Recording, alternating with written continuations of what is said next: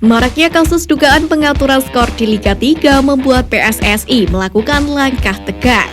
Beberapa nama tersangka pun telah ditetapkan, dan kini Garuda Space mencoba menyajikan informasinya sebagai berikut.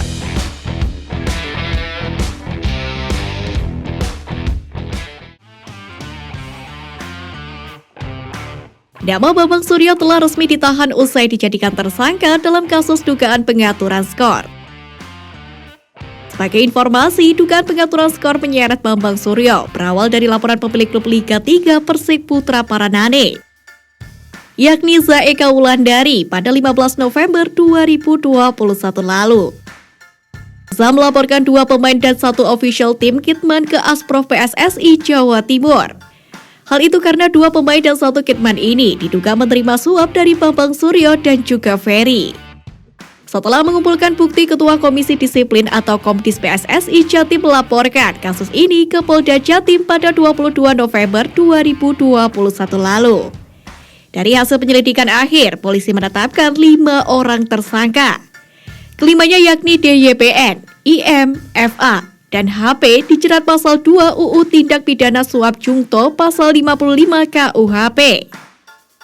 Di lain sisi, kuasa hukum Bambang Suryo, Agustian Siagian, menyebut kliennya siap buka-bukaan setelah menjadi tersangka kasus pengaturan skor.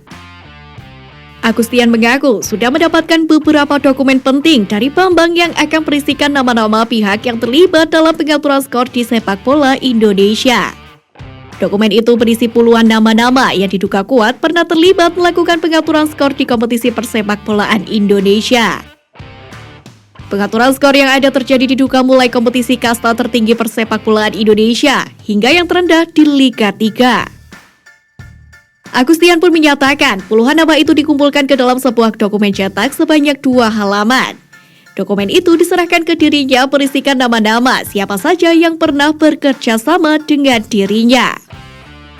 Menariknya disebutkan Agustian, puluhan nama itu berasal dari beragam latar belakang, mulai dari pengurus PSSI hingga pihak klub, hingga pejabat pemerintahan yang kerap kali diduga mengatur skor mulai dari kompetisi Liga 1 hingga Liga 3. Tentu menarik melihat bagaimana kelanjutan kasus dugaan pengaturan skor tersebut. Mari kita tunggu apakah Bambang Suryo akan membuat heboh setelah membocorkan nama-nama lain dalam kasus itu.